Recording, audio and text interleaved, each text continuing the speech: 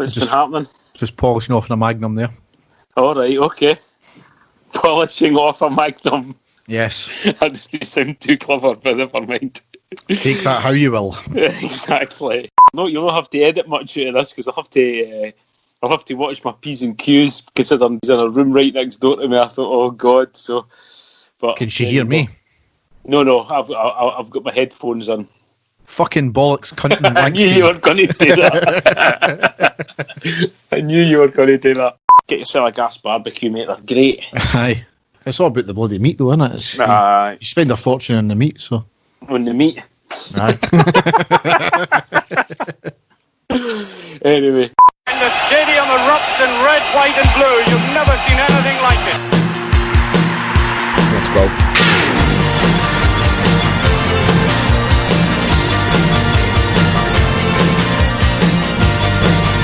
Manchester, brace yourself. Rangers are coming!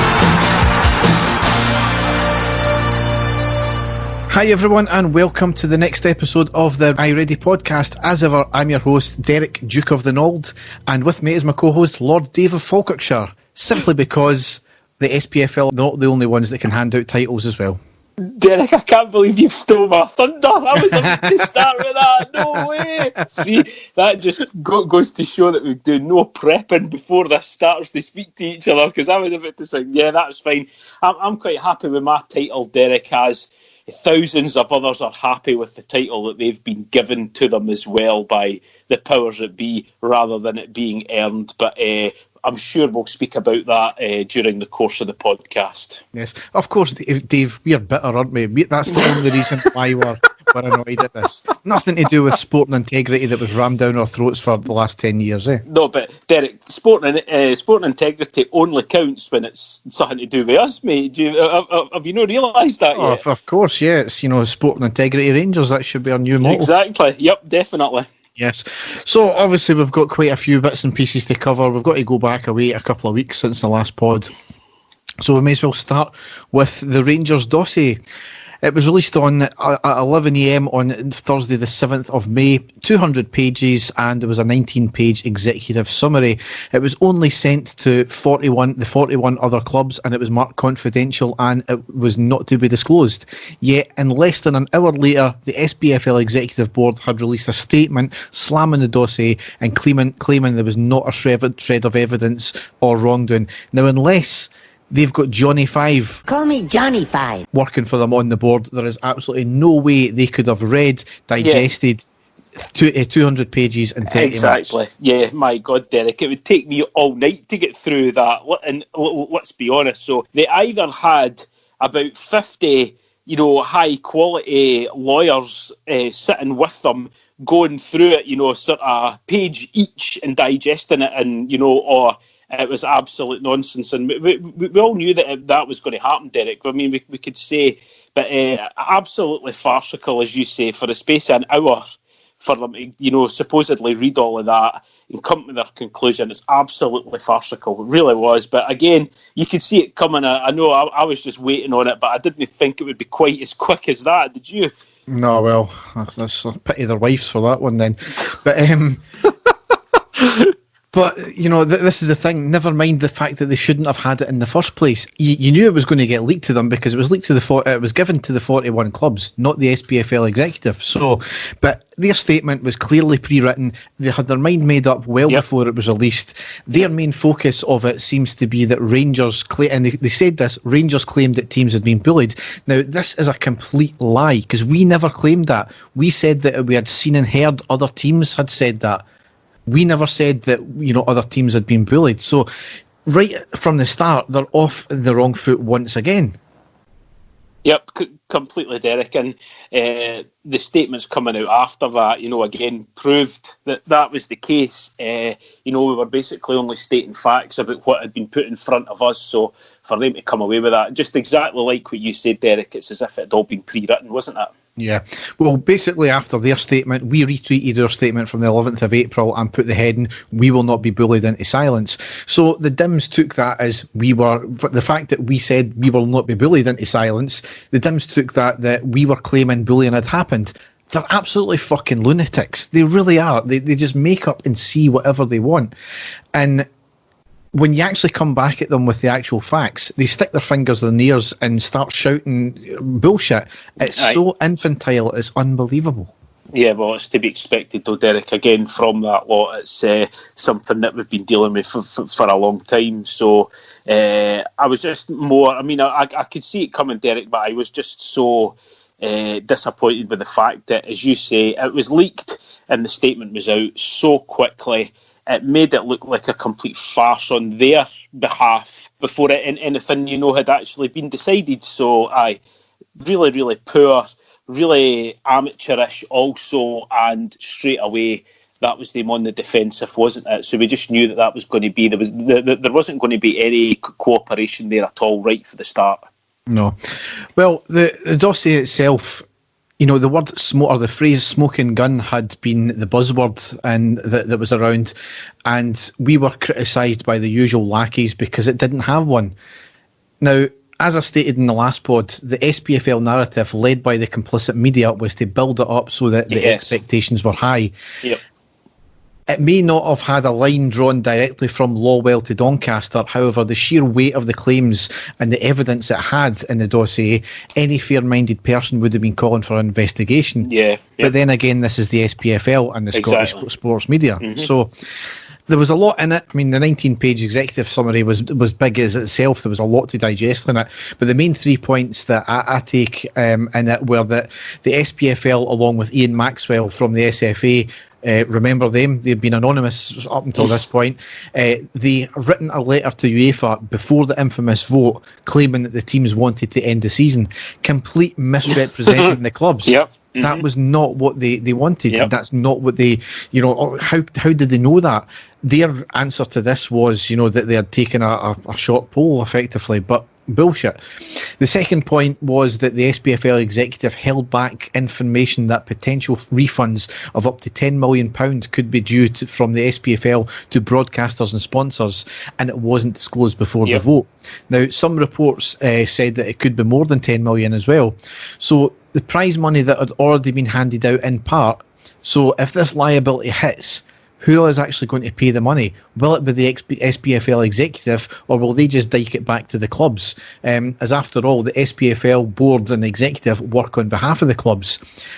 Ultimately, and I want to be careful what I say here, it's potential fraud here, it's misrepresentation, and it's going against their fiduciary responsibility. There comes a point in this where it becomes a criminal matter if they've not fully disclosed outcomes of a potential serious nature that will sink clubs. So that's a major factor, and for that alone, that should have been investigation worthy. Exactly, yeah. No, I completely agree, Derek. It's for that statement to be given to UEFA to say that was the feelings and the thoughts of the clubs in Scotland for that to happen, and nobody knew anything about it. I mean, that just doesn't happen in any type of business, does it? It's as you say, it's dishonest. It's it's following their narrative, what they want to see happen, rather than there being a democratic vote, a proper democratic vote before any. I mean, even before any consideration of going to the UEFA, that should have been dealt with beforehand, and it wasn't. It was all done underhand. It was all done behind everybody's backs, and again, quite incredible that it's happened. Yeah, and the last main point of it was that the SPFL lawyer Rod McKenzie issued 4 cease and desist requests to Douglas Park, and it was surrounding the claims of bullying. I'll get back into that a wee bit later slightly, but I mean, just that, the fact he issued 4 is an absolute joke, and Douglas Park never said anything about bullying in terms of we're making claims of bullying. It's almost a case of, right, stop doing it and we'll promise, because I think this is what came out. If you stop saying that there's been claims of corruption and bullying, we'll make sure there's none in the future. That's basically saying, we know it's went on, we'll deal with it, we'll just put that to the side, we'll cover that up. What right organisation, comes out with that? Stuart Robertson afterwards went on radio that same night the dossier came out. He spoke very, very well about it. He was then accused by some for leaking information, which was already in the public domain at this point, because it was leaked by one of the clubs to the SPFL and the media. Yep. That again was reiterated in a floundering SPFL statement, I think it was the next day, about breaching confidential commercial deals. They also had a go at Stuart Robertson and claimed that if things are so bad, why did they not speak out about this before? That was basically because he had been on previous SPFL board as a Rangers representative and also the Motherwell representative. For fuck's sake, I mean, that's like saying to someone who's suffered historic sexual abuse, why didn't you say before now? That is exactly what that is. That's victim blaming once again, by the SPFL. If that's not bullying language, I don't know what is. They then went again on to claim that we've made several allegations about corruption, coercion and bullying. Again, we did not say this. Yep. Bearing in mind, they have previously claimed that the SPFL is a democracy, yet in this statement they state, we urge you to vote against the resolution at our EGM. It's a great democracy, Derek. If anybody should be Switzerland in this point, it should be the SPFL board and the executive. They should be completely neutral. They then, this is where the line gets blurred with the SPFL board. Are they talking as the SPFL board and executive, or are they talking as their clubs? So it's as you say, Derek. They should be completely neutral in all of this. Let's be honest. They are supposed to be there for the benefit of the clubs. That is, their main responsibility. It's certainly not been that. I agree with you 100% here. It just stinks. There is one narrative here and one narrative only, and there is no fair vote here. There is no, we've been round and we've doubly checked. Everybody's happy, and then as soon as they get even 1, 2, 3 or 4 people going against them, which I'm sure you're going to get into again, it's as if there's complete war breaking out, and that's not what the role should be, Derek. No, certainly not. They then went on in another couple of statements and stuff like that to try and give some clarity on things that were highlighted in the dossier, which again was just waffle. It didn't really explain it one bit. They then went on to talk about the 4 cease and desist requests that were sent. Basically, they said it was on the evening of the 10th of April, during a phone call, Douglas Park made a very serious allegation and a threat to act in a particular way to the SPFL chief executive. So let's get this right here. Why is it only being said now if this was a proper threat? Yeah. And if this was a proper threat, why didn't they go to the police about it? Yes, exactly. Yeah. So what was the threat exactly? Yeah. That it was a very serious allegation and a threat to act in a particular way to the chief executive. Well, is that give him a punch? Is that give him a slap on the wrist? Is that tell him he's been a very bad boy? Now you listen here. He's a very naughty boy. It's so woolly. It's lies and utter bullshit. It's quite clear that that's the case. Again, though, as you say, Derek, for something as strongly worded as that, we were expecting there to be some major development, something very, very serious to come out of that. But basically, that's all that's been said. Now, it could have been a conversation saying, "Listen, I don't think we're extremely unhappy with this. We'll be seeking legal advice on this." That might have been all it was, but the way that the SPFL, the tone that it has been brought with regards to that is as if it's something, mega serious. And as you say, if it had been, then the police would have been involved or we would have heard about it by then. But it just, again, it's another sort of false statement that comes out, isn't it? It's just a sort of, I'll not say playing the victim card, but we've seen it across the city so many times. Anybody speaks out against anything like that, then it's all out war, isn't it? And that's exactly what this has been painted as well. Yeah, absolutely. Then Specky Freak Roger Mitchell claimed that we should face a points deduction and £250,000 compensation demand if we don't apologise. Oh, I'm so sorry, Roger. Quite incredible. Firstly, why the fuck does his opinion matter? He destroyed Scottish football. Secondly, we have followed the exact procedure laid out by the SPFL grievance guidelines. Thirdly, why 250,000? Did he just pull that figure out of his arse, or is that the value of money Doncaster and McLennan have bribed them with to come out of this pish? Fourthly, when someone's allegedly, Derek. No, I'm not saying allegedly anymore about that. Fourthly, when someone is under investigation at a company, it's completely normal for that person to be suspended. So there should be no difference here about asking for these two people who are at the centre of these claims to be suspended until the investigation is taking place. Fifthly, Roger Mitchell is a complete dick. Amen. But then he's since come out with, in the last day or so, that all of our EBT titles should be marked with an asterisk. Now, forgetting the fact that just is just fucking nonsensical, that he only said that and came out with that in response to Ali McCoist being on his own fucking radio show saying that Celtic, this season they'll take it, but it should be marked with an asterisk. It's complete. It's a Celtic way every single time. They always react to something that we do or one of our representatives do or something that slights them. They react to it. They're so pathetic and transparent. It's again, McCoist has got his own show.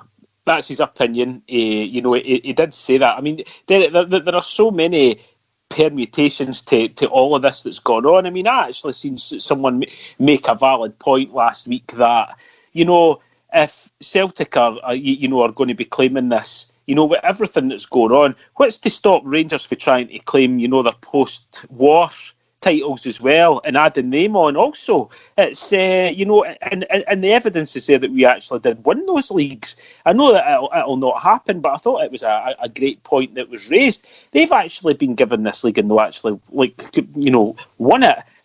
And Ali McCoy's quite right. It should never be forgotten that this has happened. This shouldn't be whitewashed. So when they go on, they talk about their great 9-in-a-row run. They've done it, Derek, in circumstances of the state that would happen to our club, which would normally happen, and this.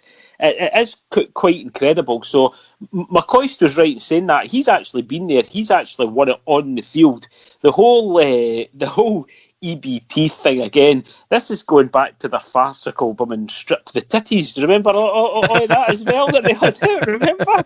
It's farcical, and it's something that they've got to have something to bite back at, Derek, because they all know they're guilty as sin that this doesn't count or it shouldn't count, and they can't handle it. And it's things like that that come out, and they get a mouthpiece in the media that can come out and do this, or so-called media, and someone that had something to do with the game, which are quite right, the man that completely ruined it for everyone when we were on the up. So that guy should not be taken seriously at all in any matter coming to Scotland, anything to do with Scottish football, what he did. So as you say, it's just another reaction for one of them trying to bite back. So well done, Ali McCoist. That's all I can say for coming away with that. I'm pleased that he did, because we all know it and it is the truth. I don't care what anybody says. Yep, amen as well. Next one was our vice chairman, John Bennett, gave a great interview with The Athletic and a video interview with someone else as well. I've never heard him speak before, but my God, he is good. He put everyone in their place, gave them both barrels. He found it ironic that given the concerns at the cost of an investigation, they don't even know how much the cost of Deloitte one that they ordered cost. Exactly. Yep. Yeah. Mm-hmm. Douglas Park then invited all members of the media to ask him questions for a published Q&A. Unlike Murdo McLennan, he was straight to the point, a few good zingers in there, didn't mince his words as well, confirmed that the £10 million funding gap that was previously mentioned in our accounts had been filled by existing investors, stated that Rangers would fund the investigation if the SPFL are hinging on the costs as well. So that just put everybody in their place in terms of here's the answers, here's the facts. We're being open and transparent about what we've got, what we want to do, and it's nothing to do with stopping Celtic. It's all about the governance of the game. And here's your point: if it's cost that you keep throwing back at us, we'll fund it. Yes.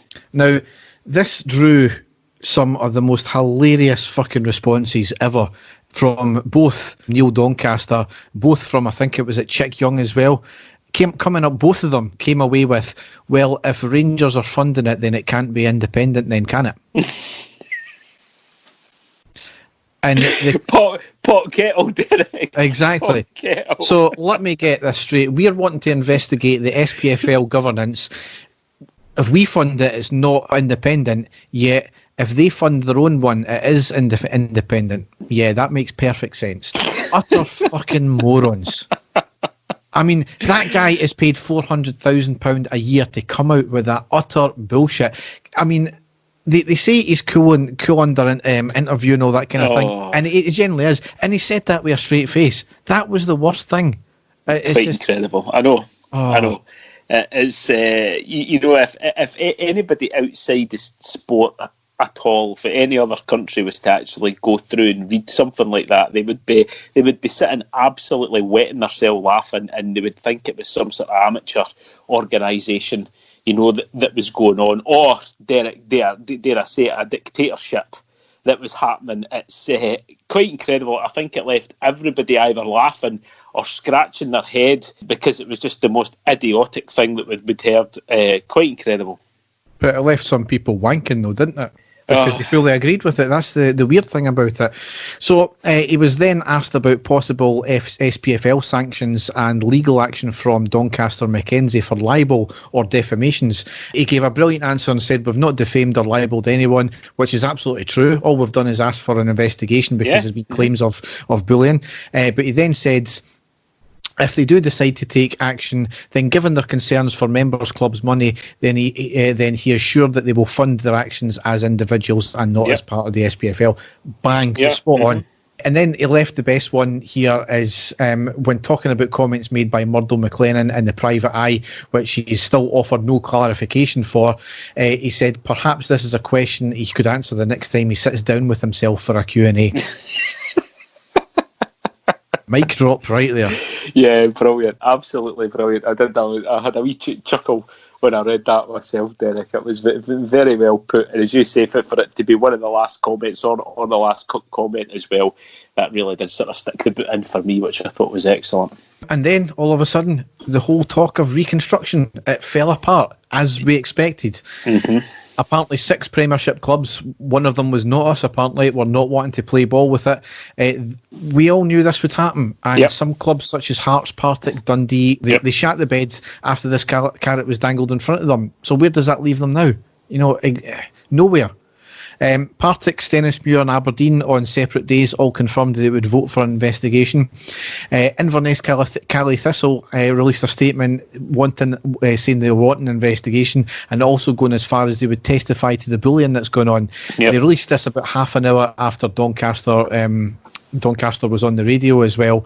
Again, he was only allowing one person to interview him, and he was trying to change the narrative again about threats about bullying towards staff.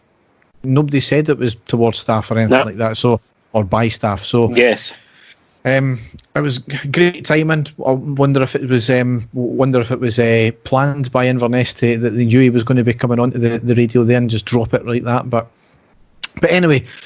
The EGM itself, as we all expected, it failed. 27 clubs voted against, 13 for and 2 abstaining. It was expected, but a 31% is a massive chunk of the clubs not happy. So encouraging that way could lead to a vote of no confidence. It's not over by a long stretch, with Rangers and Stranraer stating that they're looking at options. The 2 clubs that abstained, Dundee apparently abstained and Clyde abstained. Dundee really? Yeah. Right. For obvious reasons, but they're actually partly to blame for all this. So for me, it's an admission of guilt that they were part of some wrongdoing and there's been some dodgy dealings going on there. Clyde came out with the most ludicrous statement ever, even beating the SPFL statements.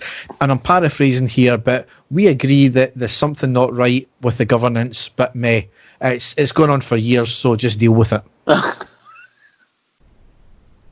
They're admitting that there's something fundamentally wrong with Scottish football and the governance of it, but they're not willing to do anything. And when you actually get the chance to speak up, Derek, they're not doing anything about it. When there's actually a chance for an investigation, when there's actually a vote put out there, they don't bother to make any comment. Quite incredible stuff, Derek. It is, again, and you really have to wonder what certain people are thinking. Because I was, again, exactly like you, don't get me wrong, if you'd have came back to me at the end of it and says, can you name me one of the clubs who didn't vote at all on anything, I would have been able to tell you straight away that it was Dundee. I mean, I think we all we would have known that. But for that to be an excuse from the people at Clyde is, quite incredible. I mean, there's your chance to have your say, but they just leave it. So, again, that's a complete waste of time.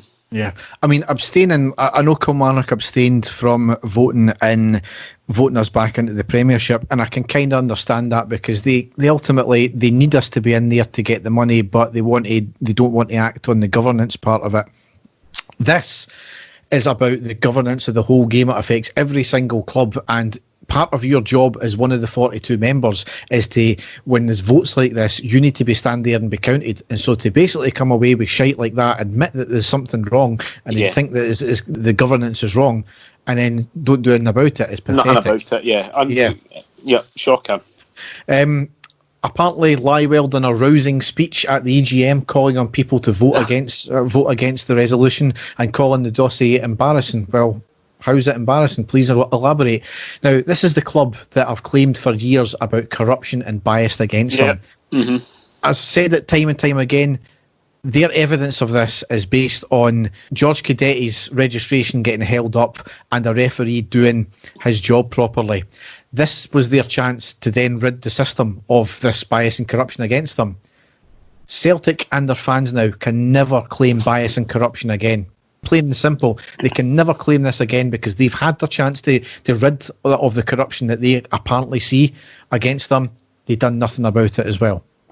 The thing that I as well thought was just quite incredible was the narrative that was brought out about the final result, Derek, and it was surprise Keith Jackson at the Daily Record, I'm sure, that broke the headline about the vote. It's been a victory for certain clubs and that there won't be any action taken after a rousing speech by Peter Lawwell, and it was brought out. So it was as if it was Peter Lawwell who single-handedly went out there and persuaded everyone to stick with it and not to go for the investigation as well. I found it quite hilarious that, all the sort of Celtic-minded journalists out there, it had to be one of them that would come away with that, and that's been the sort of headline that's been used, hasn't it? Yeah. It's been down to his rousing speech and the way that he spoke to everybody, his vision of the fantastic future and all this utter nonsense that came out. Of course it was. He's the man, Derek, we all know, we've been saying it for years and years. He's the man that's running it all in there. I don't care what anybody says. But as I say, for him to be looked at as the saviour of Scottish football after this, I find it absolutely hilarious. So I do. Yeah, I mean, the vote itself, it's ultimately rigged, and this is where, if I've worked it out right, and I believe I have, split into three sections, the Premiership, Championship and League 1 and League 2 together. I don't know why that they're together. Each needing 75% of them to vote. So there's actually a possibility that every Premiership club could vote for a resolution. All of the League 1 and League 2 clubs could vote for the resolution. That's 32 teams in total so far, could all vote yes. And then only 3 teams in the Championship could vote no, and the vote fails despite 93% of the teams in Scotland voting for the resolution. That is not a democracy. I'm sorry, it just isn't. You cannot have 93% of your clubs voting for something and then it's still failing. No, Derek, it is in certain African countries and stuff like that. Do you know what I mean? And maybe like the likes of Romania, so some Eastern European countries and that. But you certainly don't expect that for a football association and in mainland or in Europe. It's quite incredible. It really is. Oh my God! The more and more you think about it, the more farcical it all is. Yeah, it's incredible. And put this into perspective, the EFL today have figured out that they could potentially end the leagues from the Championship downwards. They only need a 51% vote for that to go through. See, that's a democracy. Yeah, 50% plus 1%. That is what a majority is. So this whole 75% in each section, with the last 2 sections getting brought together, it's fucking pointless. It's rigged so that nothing changes in Scottish football. So ultimately, 4 Premiership teams. There was us, Hearts, Livingston and Aberdeen, all confirmed. There was one Championship team, Partick Thistle or Livingston. So despite both of them coming out against what the SPFL have done to them, one of them shat it. And I've no idea who's voted what in the League 1 and 2. But this is what the joke of the whole thing is. More than half of the clubs in Scotland are part-time. Yet they benefit directly from a lot of what Rangers and Celtic, the money they bring in with TV revenue, etc. So you're getting, and I'm not mincing my words here, wee piddly, insignificant clubs in Scotland are making a massive, massive difference to, because they're basically penny pinching. They're going for the wee tiny bucks and the short-term outlook because that's all they can do. And I don't blame them for that, to be honest, because they're looking out for number one.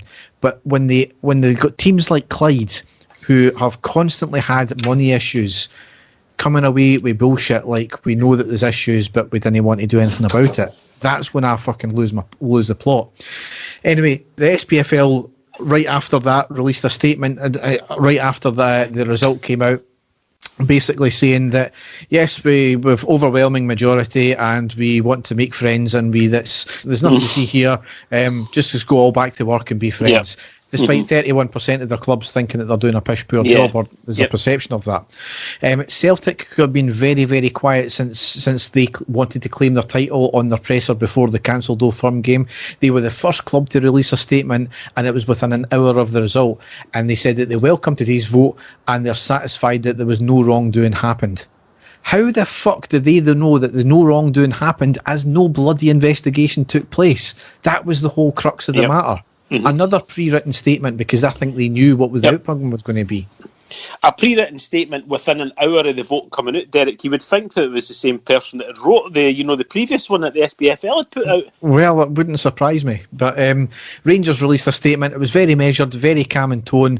Again, didn't miss the mark, and it's clear that they're going to look into take this further. A lot of fans were a wee bit disappointed that they wanted blood and thunder. We're not going to get that. And, this is what annoys me about some Rangers fans as well. When we came out with the blood and thunder statements with Jim Traynor, we can't do that, that's not Rangers class. See, when we don't do it, they say, why didn't we come out blood and thunder? It's pointless. It was a very good statement. It was very measured. It didn't, it was a democracy at the end of the day. As much as it's weighed against the requisitioners in this case, or any vote, it was a democracy. Clubs voted. We need to look into that. It was enough of a vote for the resolution that puts doubt in people's minds. So we'll need to take it from there. So on to other matters. A meeting was called for the Premiership teams, which ultimately to discuss what had already been agreed, that the season could no longer be finished. What was spun is that all clubs agreed that titles and relegations should be handed out, which was not the case. The only thing that was agreed in that initial meeting was that the league cannot continue for the rest of the season. So as we all know now, Celtic handed the title, Hearts handed a relegation. Hearts seem to think that they can restart reconstruction talks. However, if it fails, they'll go down the legal route. The more farcical thing about this than Celtic being handed the title here is that no playoffs are being played. However, they're planning on holding the Scottish Cup semi-finals and final. Now, that is what I was wanting, because obviously there's a lot being said about that, and a lot being said that it's, because of TV money and different sponsorships and stuff like that. But surely, if you've called... what's to say, Derek, that the semi-final doesn't get played until, let's say, August, September time? That's the first time we can do it. By then, teams like Hearts and stuff like that, let's say Hearts do inevitably get relegated, Hearts will have maybe about 4 players to field in the semi-final. Same with Aberdeen, who have got a shitload of players that were on one-year contracts. All these contracts all finish on the 1st of June. So what happens then? What happens to these teams then that have got players that have all left?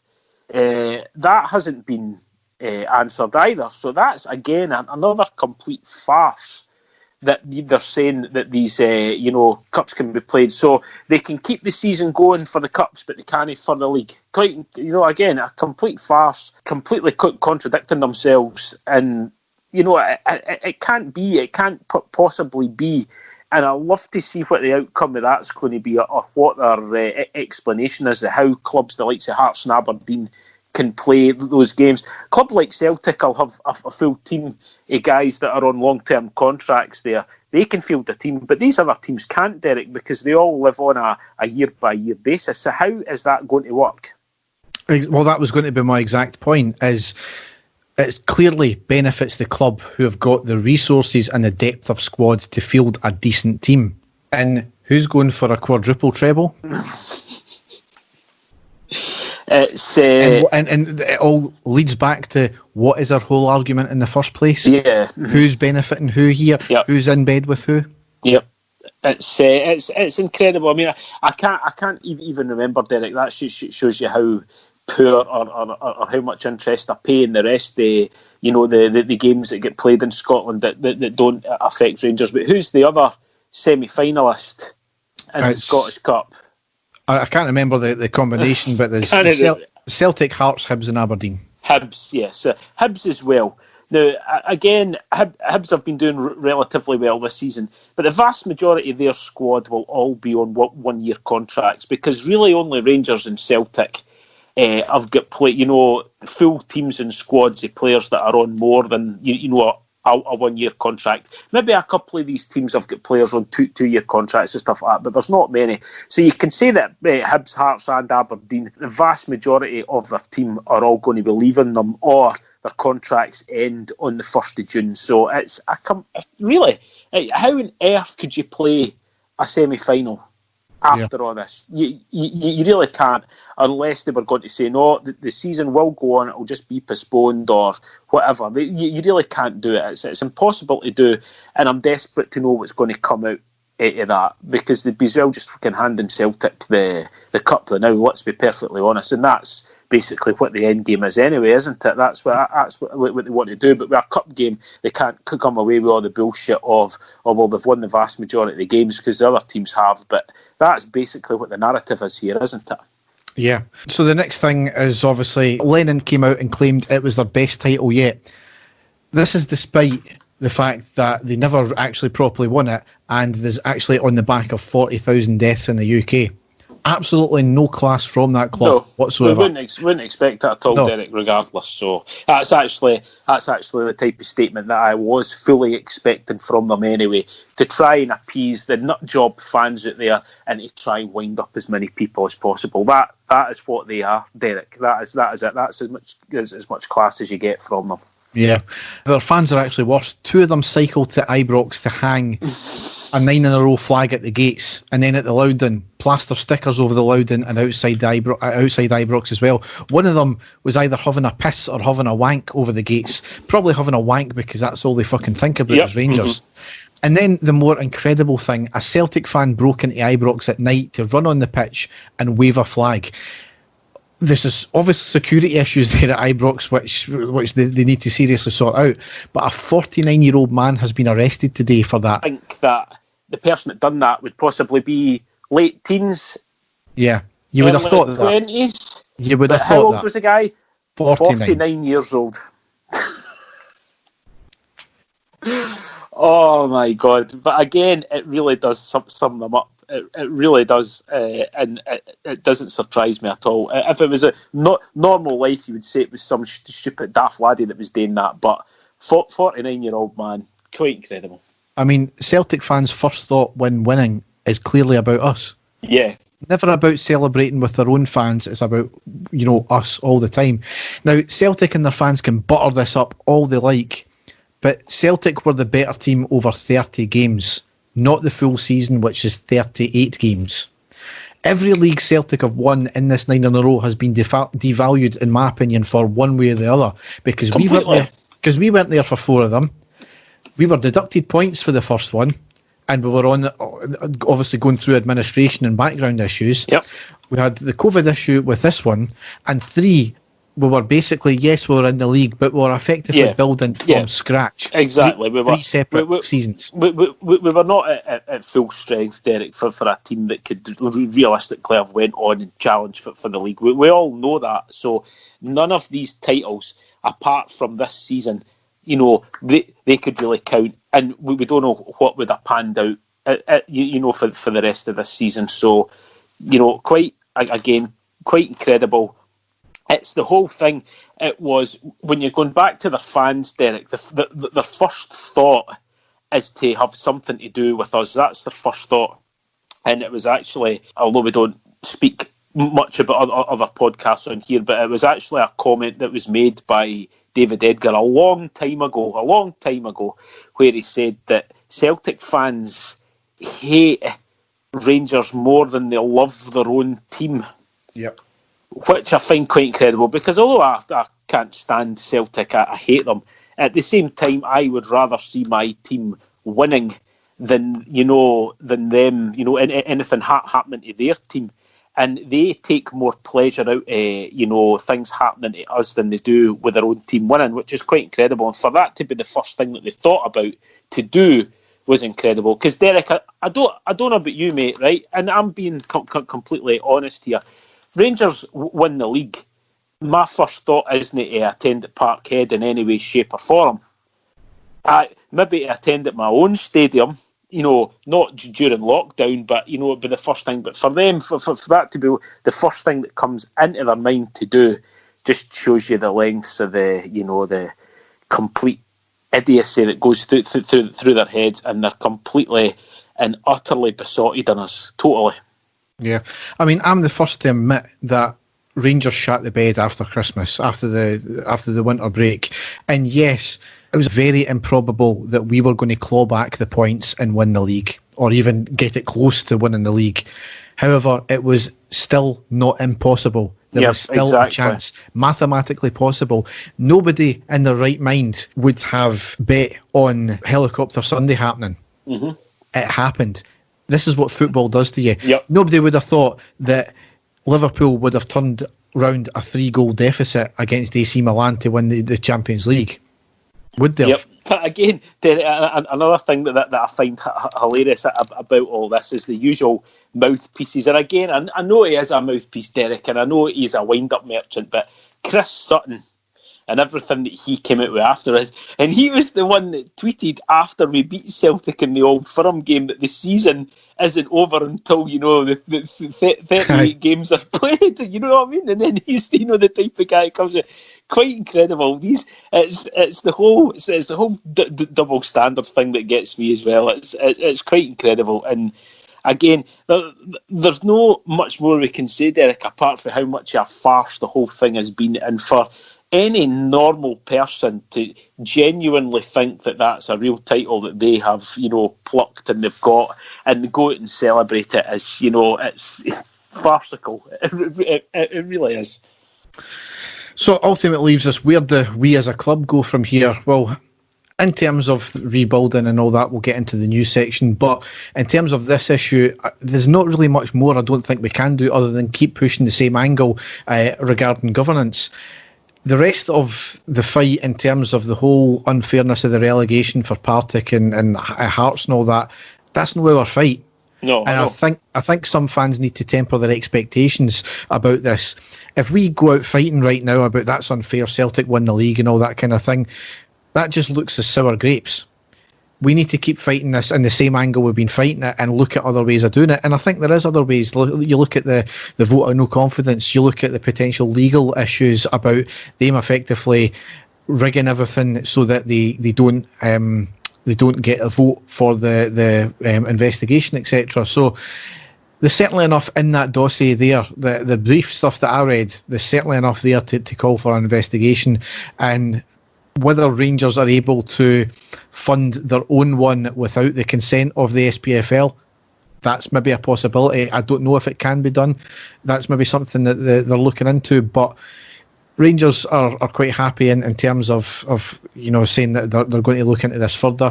Kelty Hearts, they're another one. They're getting them blocked out of the pyramid system because they're not having playoffs. Again, it leads back into, well, if they can play the 3 Scottish Cup games, then why the hell can't they play the playoffs? Yeah, exactly. It's only a couple of extra games, ultimately.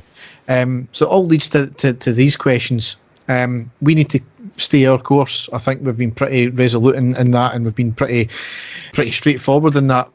as I said, some of our fans need to temper the expectations about how we go from here. It'll be a long haul fight. Will it get sorted out before the start of the season? Probably not, but no. We just need to keep plugging away. Yeah, definitely, Derek. It's. I just hope it's one of these things. I hope it just doesn't go away. It just doesn't fade into insignificance. I really do. I hope the club does fight. I hope the club does go on. But as you say, they have to do it sensibly, don't they? We can't go all guns blazing again, because let's be honest, we've got everybody, or the vast majority of people, are against us, and anything that we try to do in regards to this league. So it has to be done smartly, and I just hope that the plans that they do have in place are something that will give us some success there, because things definitely need to change, Derek. It's quite incredible, and if this hasn't shown everybody what's been happening in Scottish football for years, I don't know what will. Yep. So we'll leave that section there, and we'll now go into the classic match. And there it is! The final whistle's gone. Rangers have won the European Cup Winners' Cup. So Dave, what classic match have you got for us this week? Derek, I've actually got one that I thought that we'd actually covered. We'd done some talking there about Ali McCoist, and I was actually looking back some games with Ali McCoist, because before Brian Laudrup came along, Derek, Ali McCoist was my idol. He was my hero in a blue shirt, still is one of my all-time idols playing for Rangers. Absolute star that he was for us. And I was thinking back to, there was something that I was watching on the TV, and they were talking about a disastrous Scotland match where Scotland had been annihilated by Portugal. It was a World Cup qualifier for the 1994 World Cup, and Scotland had got absolutely annihilated by Portugal. And it was at the time that Rangers had been playing successfully in Europe. We'd got into the Champions League, we'd beat Leeds United, and we had a lot of Scottish players playing for Rangers at the time that were all playing in the Champions League. And Scotland had a pretty good team in that period, but in that game Scotland got annihilated 5-0, and our talisman striker Ali McCoist suffered a horrendous injury, broken leg, just before the end of the season, where we were about to claim, we eventually went on to win the treble. He was going to miss a few games, and it turns out that his leg break was a lot more serious than that. Some people had even completely written him off, saying that was his career over.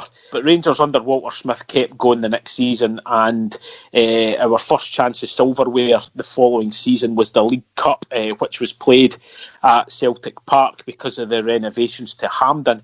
The League Cup final played at Celtic Park on the 24th of October 1993. Now, the Rangers team on that day, again, going back the kits that we had, back in those days. So the Rangers team on that day, now again, Andy Gorham was out for a while at that stage, so we had to call upon reserve goalkeeper or our substitute goalkeeper Ali Maxwell, who the vast majority of Rangers fans know, again, very successful in his own right with us. So Ali Maxwell in goals, Gary Stevens and David Robertson. Now, straight away, Derek, two phenomenal fullbacks, England right back, Scotland left back, and those two, and then in defence, captain Richard Gough and Dave McPherson playing at centre half. Into midfield, Stuart McCall, Trevor Stephen as well. Trevor Stephen, what a player!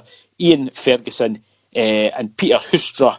Up front for Rangers was Mark Hateley on his own, with Ian Durant playing in that sort of number 10 role just behind the striker. On the bench for Rangers that day, only 3 subs back in those days. Colin Scott, reserve goalkeeper, Alexei Mikhailichenko, and of course Ali McCoist, waiting to return to the first team on the bench. For Hibs that day, Jim Leighton, Willie Miller, Graham Mitchell, David Farrell, Stephen Tweed, Gordon Hunter, Crunchy, Kevin McAllister, Brian Hamilton, Keith Wright, Darren Jackson, and current Northern Ireland manager, or he was, sorry, he's not the current anymore, I'll rephrase that, ex-Northern Ireland manager Michael O'Neill. So Hibs, pretty strong team back then, especially up front, because Keith Wright and Darren Jackson were very, successful strikers for Hibs, along with Kevin McAllister playing on the wing.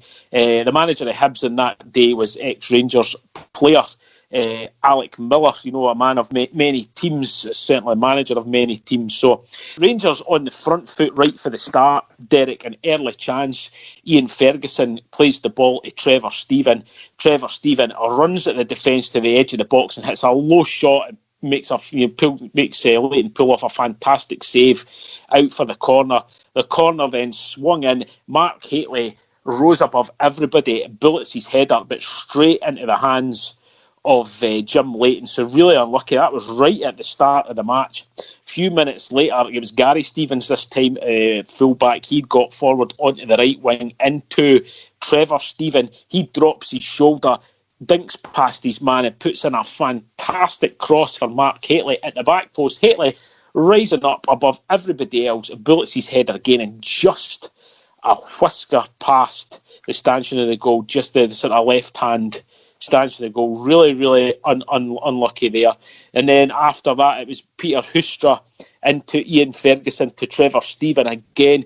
Gets past his man, hits a long shot, but unfortunately straight at Jim Leighton again. So Rangers really in the ascendancy right for the start of the game. The game's going on into the first half. Gary Stevens picks up a through ball on the right wing. He puts in another cross to Mark Hateley, another header, but straight at Jim Leighton. Quite an easy save for Leighton, but the quality of the cross in from Gary Stevens there was absolutely fantastic. Rangers, as I say, all on Hibs. I can't, even remember having one, great clear-cut chance in the first half. They were really just trying to keep Rangers at bay. Getting into the later stages of the first half, Peter Hoostra on the left wing, great cross in, which was cleared by the defence out to Ian Ferguson in the edge of the box, and he shoots just inches over the top right-hand corner. Everybody thought it was going to burst the net. Really unlucky with that one. And then Hibs finally get their chance in the 45th minute. Keith Wright latches onto a through ball, runs through to Ali Maxwell. Ali Maxwell dives down to get the ball. Nowhere near Keith Wright, but Keith Wright goes down like a sack of tatties. It was a clear dive. Thankfully, the referee saw it as well, and a yellow card awarded to Keith Wright. That was right bang on the stroke of half-time. But into the second half, Rangers didn't have to wait long before they took the lead, and it was only 10 minutes into the second half. Ferguson to Durant. Hated return pass, there's Durant. The opening goal for Rangers. Brilliantly finished by Ian Durant. The danger because Durant gets his ability, he's got this ability to lose his defender. Play 1-2s and look at that control. Beautiful finish. Superb goal. There's some fantastic play by Ian Durant. Absolutely sensational. On the centre circle, gets the ball to Ian Ferguson. Ian Ferguson turns, plays him at back, and then Durant plays another 1-2, this time with Mark Hateley. Hateley's sort of a wee dink ball through. It just sort of hits the foot of Durant. It sort of bobbles up, and Jim Leighton runs through, and Ian Durant just lobs the ball right over the top of Jim Leighton. Absolutely sensational goal. Great play by Ian Durant playing in that role just behind the striker. Fantastic. And everybody seriously thought that Rangers were just going to go on now and, absolutely hammer Hibs, but it wasn't to be. A lot of possession, but we just couldn't capitalise and extend the lead. And then it was Hibs that had a chance. It was Michael O'Neill this time with a long shot. Thankfully, an easy save for Ali Maxwell. But then, against the runny play, Hibs got the equaliser. And it wasn't one of their players that scored, it was one of our players that scored. Goff has help here from Stevens. Careless one inside. This is Keith Wright. Needs help in the middle. It's turned in by McPherson. Hibs have equalised. No Hibs player waiting in the middle. And it was turned in by McPherson. It was slack play by Rangers. Gary Stevens in his own box tries to play the ball pass back. It's a poor pass back. Keith Wright latches on it on the byline and crosses it into goal. It's sort of half cross shot, and big Dave McPherson tries to get down and clear it out for a corner, but unfortunately diverts the ball into his own net to make it 1-1. Not long after that, though, come off the hour, come off the man, and the whole the Rangers fans onto their feet because Ali McCoist was about to enter the arena. He came on for Peter Hoostra, just after that. Great chance for Mark Hateley to score for Rangers. A ball in from Ian Durrant. A header cleared just over the bar by the defender. Really, really unfortunate. Then Ian Durrant with a great chance also. He hits the side net after a ball in from Peter Hoostra, which was missed by Ian Ferguson initially, but Durrant latched onto it and thundered a shot that actually hit the side net. A lot of fans thought that he'd actually scored, but still 1-1. Hibs then with a wee half chance there.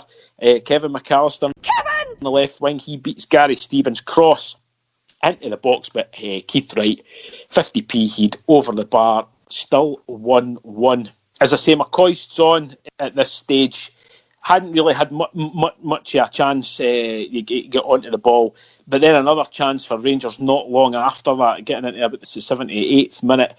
Ian Durrant at the edge of the box to Gary Stevens on the right wing. He crosses it in. But again, it was a great cross into the back post.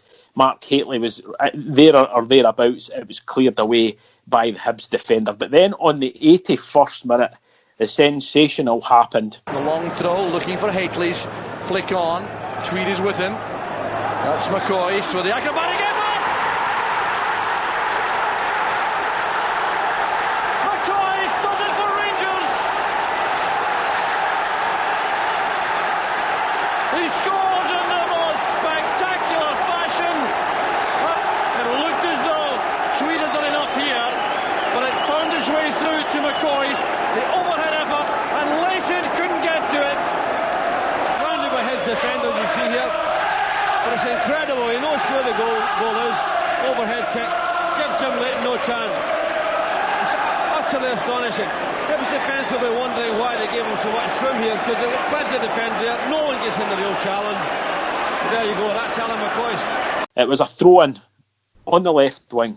David Robertson gets the ball for the throw-in, and there's a long ball thrown into the box, and it was missed by Mark Hateley. Went for it. It was going to end up to Trevor Stephen. He actually missed the ball, as did the Hibs defence. The ball bounces. Ali McCoist has got his back to goal.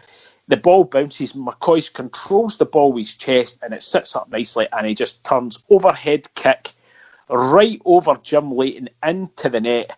Absolutely sensational goal for Ali McCoist. You just knew that if there's any player out there that could score a goal like that, his first game back after a serious leg break in a cup final, to score the winner, it had to be Ali McCoist, and he did it. It was a sensational goal, a goal that Rangers fans will remember for years and years. I know I do. Always remember that goal. Always, I was absolutely delighted, especially with it being Alan McCoist that he scored. But for him to score a goal of that magnitude in a cup final after everything that he's went through, it was sensational. It really was. As I say, that was on the 82nd minute that happened. Hibs couldn't find a reply. That was them flat out on their feet. They had defended all game. The Rangers had got the goal. They couldn't stray, they couldn't find any way getting back towards us, and Rangers were very comfortable after that. Held on to the ball and saw the game out. Final whistle blew, and Rangers were the League Cup champions. Fantastic. And what I loved about watching it back was seeing somebody dressed as Mr. Blobby in the Rangers end celebrating as well, which was great. So you get the chance. Derek, I know that you'll not remember the game itself, but you surely must have seen the goal that McCoy scored. And as I say, I think it was more what it meant to him, to the fans, the type of goal which was spectacular, but the fact that was him coming back from, potentially career-threatening injury to score a goal of such importance for us was fantastic. Yeah, I don't really remember much, or I don't remember any of the game, but I do remember the goal and the highlights reels and stuff. And that's one of the things with McCoist. It was pretty much trademark. You knew you could always rely on McCoist to pop up with a goal out of nothing, but it wasn't a trademark goal from McCoist. And I think that's a reminder of McCoist wasn't just a poaching striker. He could come up with pieces of magic like that time and time again when he needed to. And I think I only really got into football, I think it was the season after that, 92, 93. And I think I missed the best of McCoist. Obviously, that was going towards his end of his career, probably the late 80s, early 90s. That was when he was hitting his proper stride. But, going back and watching the DVDs and seeing how good he was just phenomenal. I don't think we'll ever see a striker like him. No, I'm the same as you, Derek. I hope I'm wrong. I hope we find a better striker than him, but I don't think we will. And it's even going back, Derek, to the season that we were going for 10 in a row, when we had got Marco Negri and he was firing in all them goals, and then there was a whole controversy with his injury, and when he went out of the team, and Walter Smith brought Ali McCoist back, and he was still banging the goals, and that was going to be his last season with us. It was going to be, he had been ousted for this Italian top-class striker, and he came back in and took his place and still scored a lot of goals. Unfortunately, it wasn't enough for us to win the 10 in a row, but he still came in. That just showed the character of the man, and I think he was actually better, Derek, when he was written off.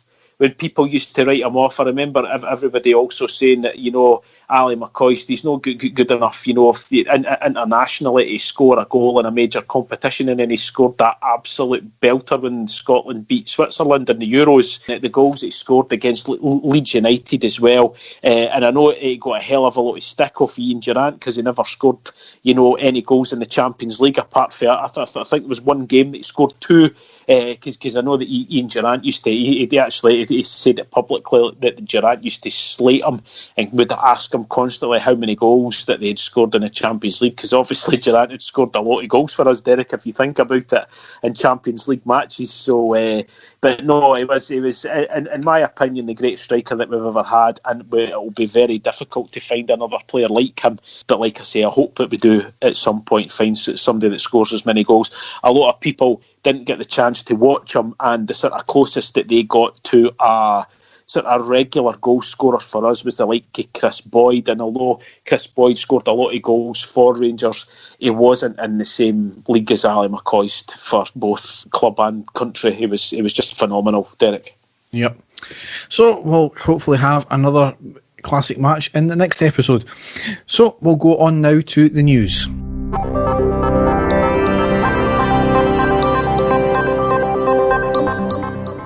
So quite a few bits and pieces to cover as ever in the news section.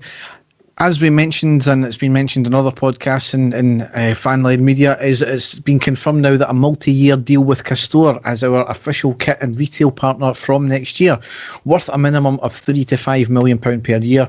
And they're also, quite importantly, they're going to put in £250,000 to refurbish the megastore, giving us a new digital presence.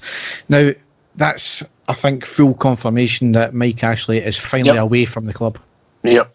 Now, quite strange, Derek, that we've not had any sort of official word on that from the club. I don't know if there's any legal involvement there that we can't, discuss anything about previous deals or arrangements that were there before, but I thought that would have been huge news, that the club would have wanted to have put out there that there's, absolutely no links whatsoever to Sports Direct or any other company owned by Mike Ashley.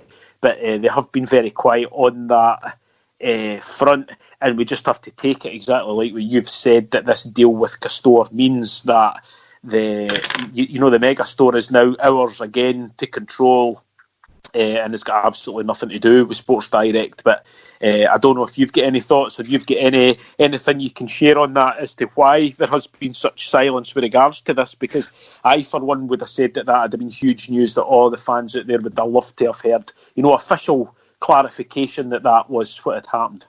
I mean, I think they did put out one thing saying that all retail deals, or current retail deals, will be ending at the end of July. So I think that was our confirmation that that's it, done and dusted. Obviously, the founders, Tom and Phil Behan, have been doing the rounds on the official club channels and other fan-led media, and they came across very well. And they have categorically stated that they're nothing to do with Sports Direct or Mike Ashley or any of his subsidiaries. My personal opinion, it wouldn't surprise me that there's been some sort of payoff with Sports Direct. Possibly. And the club are just trying to keep that under wraps because of obviously the furore that'll come with it. that'll probably get washed out in the accounts if that is the case. But certainly there was court cases. Again, we're not too sure how that plays out, so I'm not want to say too much. I know. Yeah. I still find it strange that there hasn't even been an official word to say, that. And I know there's. I get what you're saying, Derek, but because of everything that we have been through with this and the fans have been through, I would have thought that there would have been something, even if it was just one paragraph to say that Rangers no longer are in any type of agreement or partnership or anything with Sports Direct. It didn't have to be anything damning. It didn't have to be anything slating them or whatever, because we know that they would come out and the lawyers involved and stuff. But I'm just surprised it wasn't even a one paragraph just to say that that's it now finished. It was just there's been no mention of them whatsoever. Considering everything they've been through and the legal battles that we've been through and stuff, I find it quite strange. But here's hoping that is the case, Derek, and we look forward to a successful partnership with this company. I'll be completely honest with you, Derek, I know nothing about them apart from that they are a relatively new sportswear company, and Andy Murray has got some sort of involvement, whether he's one of their, I don't know if he's a shareholder, and he wears their gear, their tennis gear, along with another tennis player, again, who I've just seen pictures. I don't know much about them, but if we're going to be getting that money, if it's safe and secure, the Rangers fans will buy the strips. I just hope the strips, I've seen a lot of mock-ups out there, Derek, I don't know what are real and what aren't. You know how the strips are usually leaked, so I don't know if some of the ones out there have been ones that we will get. But if they're smart strips, Derek, the supporters will buy them regardless, and they'll get a huge profit out of it. And it's just great that we can actually go to the mega store at Ibrox and buy them, because that's a huge money maker on match days. So if that's all sorted, absolutely fantastic. Yeah, well, I mean, £250,000 is a massive amount of money to put into that megastore. I mean, the megastore, as it is, it's a fairly small store, so the amount of money is going to be incredible there. They've came out and said, Tom and Phil have said that they're making sure that this is going to be best in class. So they've seen the other ones, and the major Premiership ones, and they've said it's going to be better than that. Right. And I don't know if there's is there scope to build another level on top of that, Derek? I know that it's quite a tall space. I don't mean like a completely different floor, but he put in a staircase and another sort of level inside it. Possibly, I don't know if they can, there's scope for them to do that or not, just to make it bigger that way. I honestly don't know if that's a part of the plans.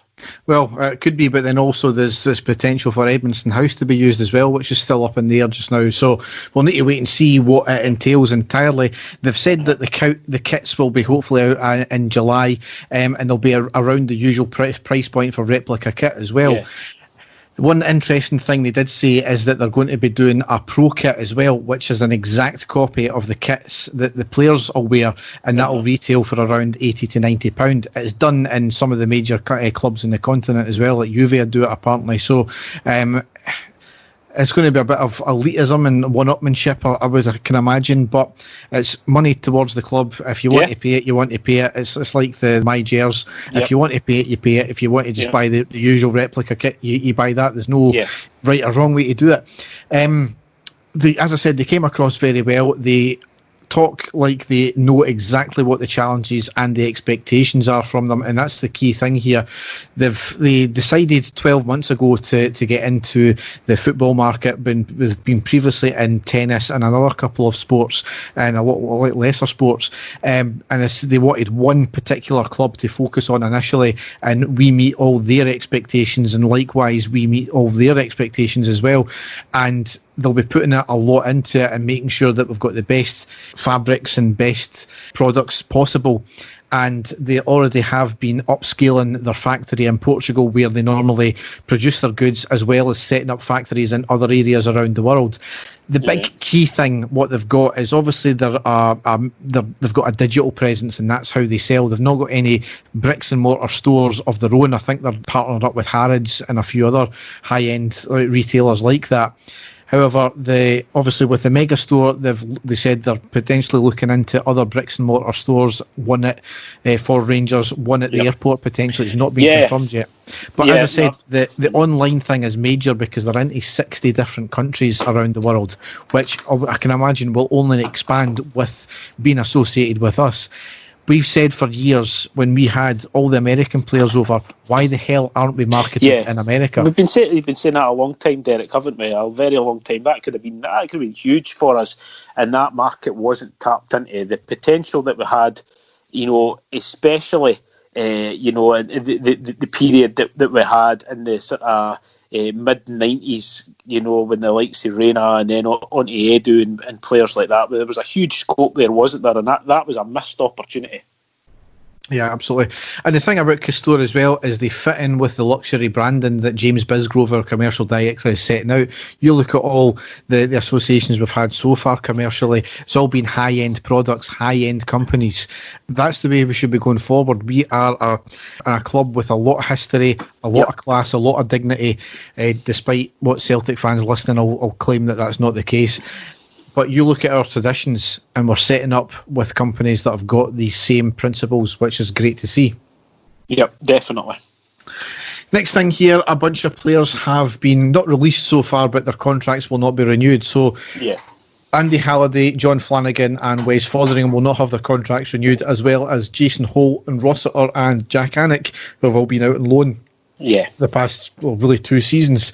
We wish them well. They've done a decent job for us when asked, but fresh blood is needed, and it will likely free up around 50 to 60 grand plus a week in wages. So you've got to feel sorry for guys like Andy Halliday, Derek, because we do know that he's Rangers daft. He would do anything for the club. I get the feeling though that he will look upon this as the whole. What Davy Cooper said, he got to play for the club that he loved, and he's played some huge matches for us as well, Derek. So we have to wish them all the best. Fotheringham did his job for us as well. The likes of Holt and all that. Rossiter was one, Derek, that was sort of doomed from the start, wasn't it? He's just had no luck when it came to injuries and stuff. I think there was a bit of a player there, but just unlucky with everything that's happened to him. And just exactly like what you said, Derek, we thank them for everything they've done and wish them well for the future. I'm sure every single one of them will have no problem finding another club, whether it be down in England or still in Scotland. Yeah, I mean, this is where, and I don't want to criticise the players because, as I said, they've done the job for us when asked. They were nothing flashy, and that's the one thing. And being one of us isn't the thing that's going to win us trophies. And again, I know that's kind of more directed at Halliday for that one there, but there comes a point when you've got to release sentimentality. Yeah, I know. And think, right, what have we won with these players? The last of the old guard, well, certainly two, Halliday, Fotheringham, Holt, Rossiter, are all the last of the old guard in terms of once we've made our way back up. We've been piss poor largely until that. We've won nothing. We need to have a fresh faces in here, free up some space, and we need better quality, and that's all it really is. Yeah, no, it's again going back to Halliday. He showed a lot of class off the field as well. Derek, he knew himself that he wasn't good enough, especially now in Stephen Gerrard's team. He was there, and he was called upon when remained professional throughout, even when he was played at left back and stuff like that. So, again, these guys weren't, superstars at all. And I think that's what maybe let Andy Halliday off the hook a lot with the supporters, was the fact that he was a Rangers fan, because he did have a lot of poor performances. He did have a lot of good performances as well. But as you say, at the end, we need to be looking at players much higher standard than these players as well. So, again, I hope everything goes well for them and they all manage to get a decent contract with another club after this. Yep. Surprise, surprise, the SFA have dropped their charges against us for the UEFA 2011-2012 licence. Basically, it was a made-up thing to appease an element of Celtic fans. Yep. It was clear that there was no case to answer, was likely to fail anyway, it was cost prohibitive, and the biggest sanction that there would be is £10,000. Not to mention that I'm pretty sure that the statute of limitations for UEFA taking any action were well past as well. So That's Resolution 12, dead and buried in the water.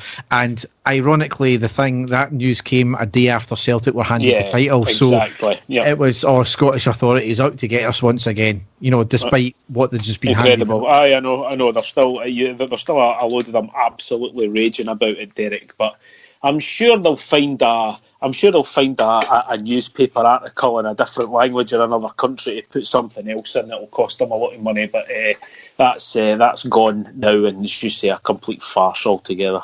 Yeah.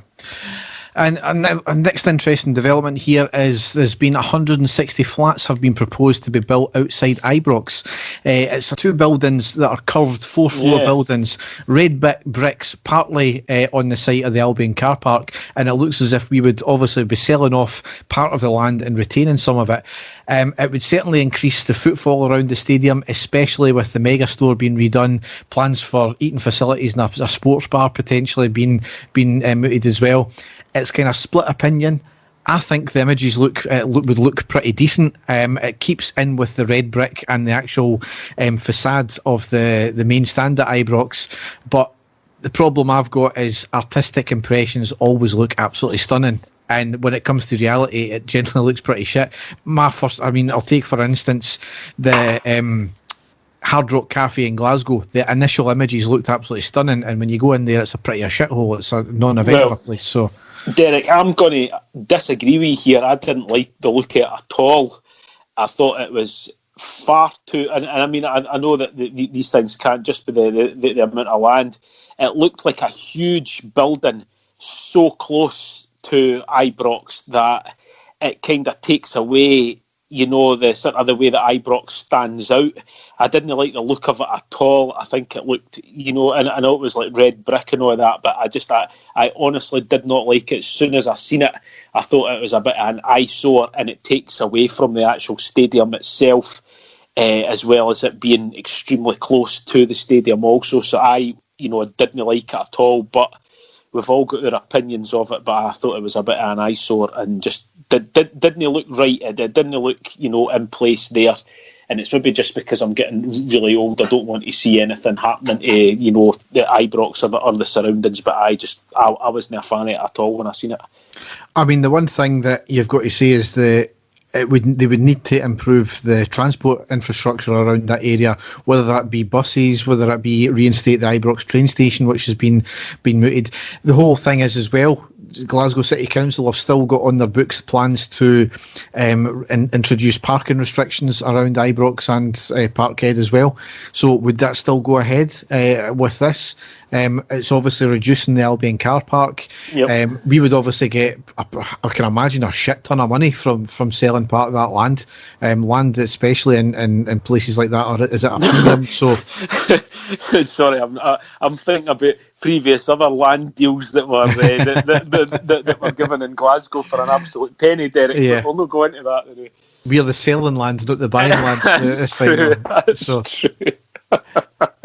It'd be funny to see how much of that land on the east side of Glasgow is worth now, Derek. Exactly. But obviously the one thing is the Albion car park, I'm sure that's tied into being allowed to build the club deck as well, was it not? And we needed to have the Albion car park as part of that negotiation. We couldn't sell off all of the land or whatever. So it's only been proposed as artistic impressions.